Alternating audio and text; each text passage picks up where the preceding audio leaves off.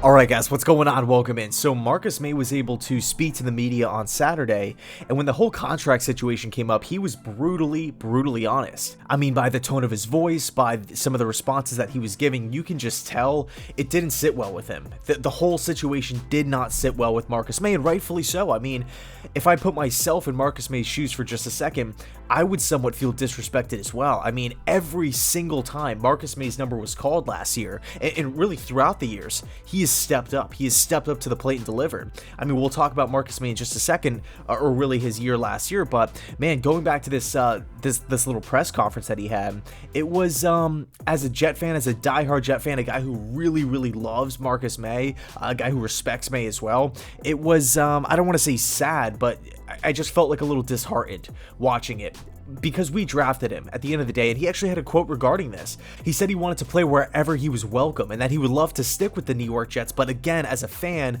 as an outsider looking into the situation, it's tough. It's tough. It's tough to look at a guy answering questions who's openly frustrated about the situation, a guy who's checked so many different boxes, a guy who's done so many different things throughout the years, a guy who continuously is getting better. He's coming off the best season of his career, and we're going to get into that. A guy who Robert Saleh is really excited to have on the football team, and you could just tell deep down Marcus Maye wants the extension. He wants to be in New York on a multi-year contract, okay? So, and by the way, I'm not saying it can't happen, I'm not saying it's impossible and it's completely off the table, but it's looking bleak. It's looking like this season will be the last between the Marcus Maye New York Jets marriage before it comes to an end. It's the last chapter, if you will. Things can change if Marcus Maye continues to dominate, continues to do well, if he fits the system and, is obviously flying around the field, making plays and being that defensive leader, the defensive veteran leader. I would expect him to get signed. If we dabble in the realm of trying to franchise tag him again, I feel like that's just not me. But I mean, I'm not a general manager at the end of the day.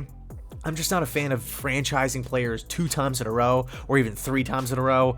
Like the whole Kirk Cousins situation in Washington was just insane. It was absolutely insane to me. But when I look at Marcus Maye as a player in the league today, and I start comparing him to all these different safeties, he's above average. He is not just some stopgap guy, some stopgap player that's only good for a year or two. No, he's dependable. He's ascending. He continues to show out every single week. The consistency is there. He put up career high numbers in passes defended against, sacks, solo tackles, combined tackles, forced fumbles, tackles for loss, and to top it off with 2 interceptions with the absence of CJ Mosley, with the absence of Jamal Adams. Marcus Maye now has to step into a more of a veteran leader style of role. He also had to play some strong safety along with free safety, had to play with a bunch of young guys on the defense, had to play with an offense that was consistently turning the ball over, consistently going 3 and out, consistently failing to move the football.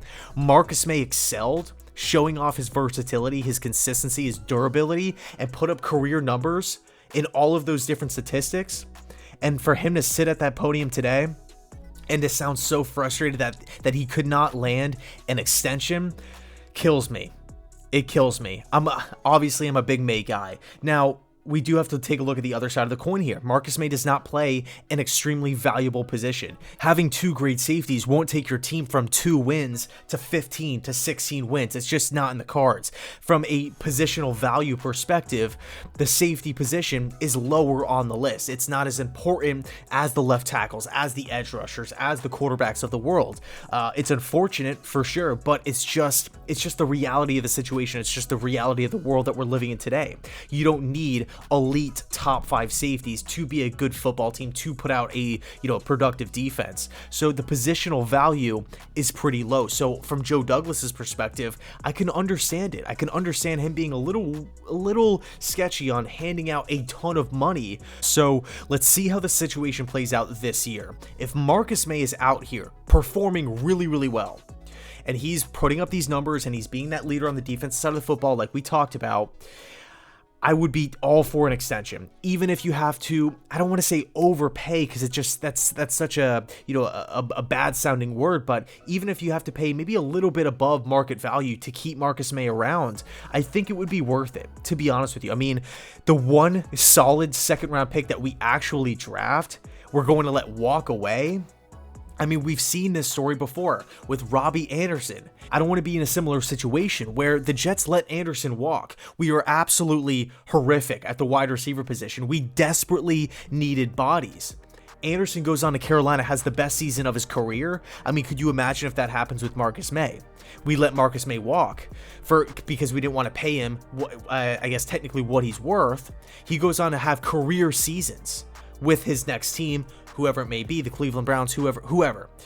And the Jets all of a sudden are just a complete train wreck at the safety position. We can't cover, anybody over the top. There's no safety help at all. And there's not that presence in the back end.